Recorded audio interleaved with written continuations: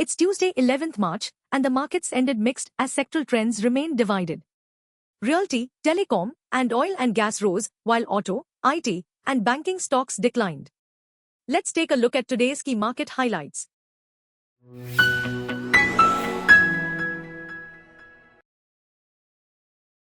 The Nifty gained 38 points to close at 22,497, while the Sensex ended nearly flat, down 13 points at 74,102.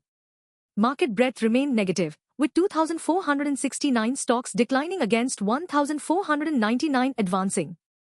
Realty, telecom, and oil and gas sectors led with 1 to 3.5% gains, while auto, IT, and banking stocks dropped up to 1.3%. Trent, BPCL, Sun Pharma, BEL, and ICICI Bank led the Nifty gainers, showing strong buying interest. On the flip side, IndusInd Bank, Infosys, Bajaj Finserv, M&M, and Power Grid Corp faced selling pressure, dragging the index. The rupee edged up 0.1% to 87.21 against the US dollar, supported by likely RBI intervention and a weaker dollar. Earlier, it had slipped to 87.38 due to NDF-related pressure.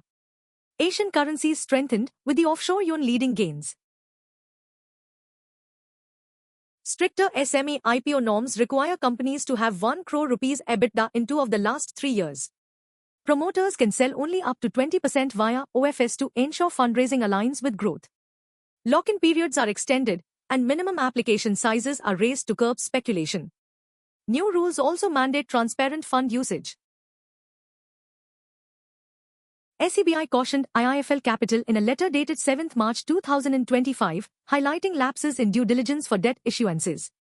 The inspection, spanning 1st April 2022 to 30th April 2024, flagged issues related to expense disclosures and fee payment timelines. Despite the warning, IIFL Capital's stock remained stable, closing 0.22% higher at 205 rupees and 30 paise on the BSE. The broader markets showed mixed trends today.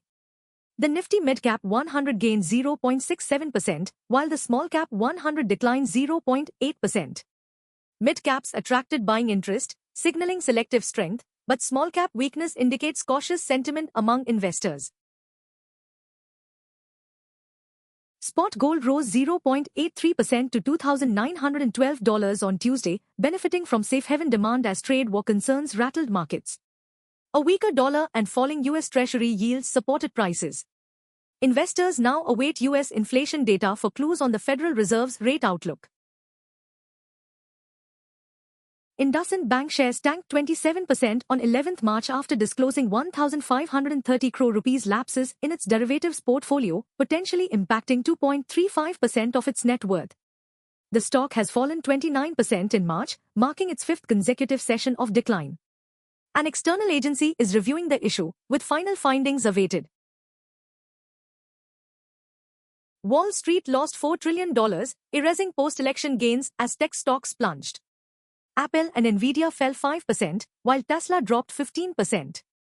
Nifty 50 outperformed, down 2.7% versus S&P 500's 7.5% decline.